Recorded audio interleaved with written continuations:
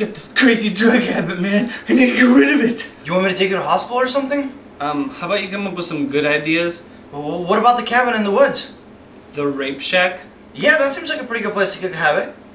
Yeah, what could possibly go wrong? Jeez, he's this summary. Evil Dead is the reboot of the 1981 classic horror flick with Bruce Campbell. Before we get into the movie, we have a little confession to make. We actually have never seen the original Evil Dead. Sorry. Don't beat me. So what we're going to do is we're going to talk about this movie as if it was a standalone and not a reboot of the original. Yeah! The premise of this movie is simple. 5 friends go out to a rickety old cabin to help one of their friends kick a drug habit. The star of this movie is Jane Levy. She plays Mia, the drug-addicted teen. In the process, they discover a book of evil, and they accidentally unleash, like, the ultimate evil that goes on a feeding frenzy and tries to eat all of them.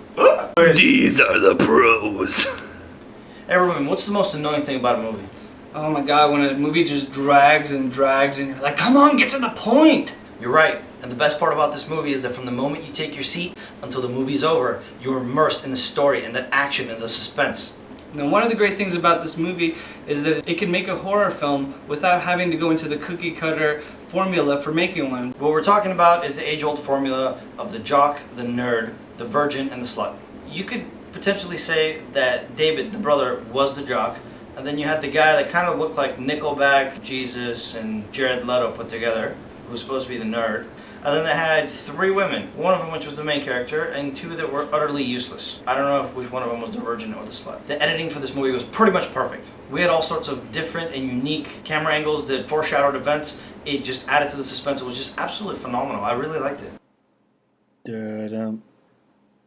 Da-dum. Da-dum, da-dum, da-dum, da-dum, da-dum, da-dum, da-dum, da-dum. Without giving away the ending, I'm just going to talk about the fact that it was absolutely perfect. One of the biggest problems that horror movies have is that they're so predictable. You already know right from the get-go who the people are that are going to be killed and who the survivor is going to be. One of the things you can't overlook, obviously, is the gore in the movie. It was actually pretty damn good. It was neither too much or too little. It was just the right balance of gore. If the film had any more, it would have been too over the top, too cartoony. If it didn't have enough, it would have really lost that edge. One of the best parts of this movie was the fact that it had a very simple, very concise plot.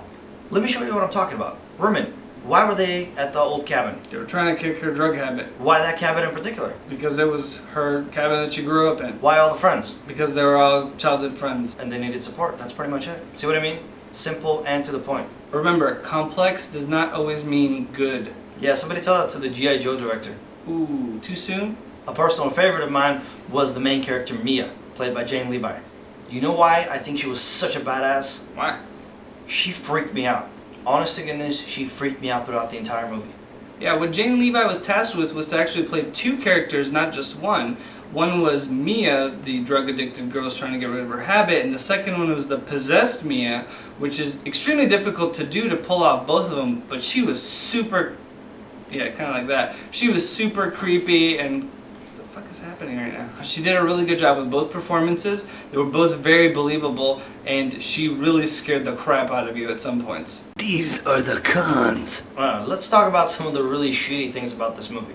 You ready? One of the things I'm going to gripe about is the fact that Mia's brother, David, was kind of an imbecile. He was really annoying because it didn't seem like he could grasp the situation. You know, at one point in time in this movie, you can assume that people are just getting mangled left and right.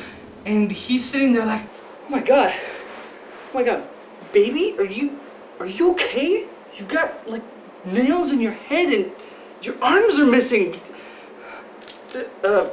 I've got duct tape. Come on, are you serious, man? Just wake up. As soon as the first person started chopping their stuff off, you need to be like, alright, we need to get this shit together.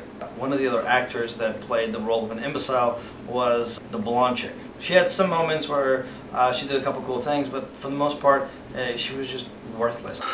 Oh my god! I'm gonna cut! What do you mean cut? What's my motivation? Your motivation? Mm-hmm. Well, one, let's pretend you're a worthless waste of space. Yes. Okay? And then in a little bit you're just gonna go crazy and cut your fucking arms off. Are you sure? Oh yeah. Just trust me. I'm the director. This is the grade. Alrighty then. So what time is it now? It's final exam time. Yeah, time to grade this movie. This movie's suspense was top notch. Because of that, it left me gripping my seat like a little girl most of the time. So I'm gonna have to give it a pretty high score. I think it was a 5. I'm gonna have to agree with him. It was definitely a 5. If you're into horror movies, I think you will love this one. Absolutely. High 5.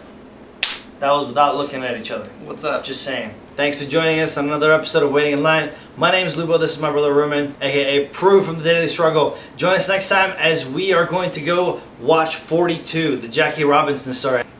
42. 42. You got a 42 with me. What? 42. 42. Yeah.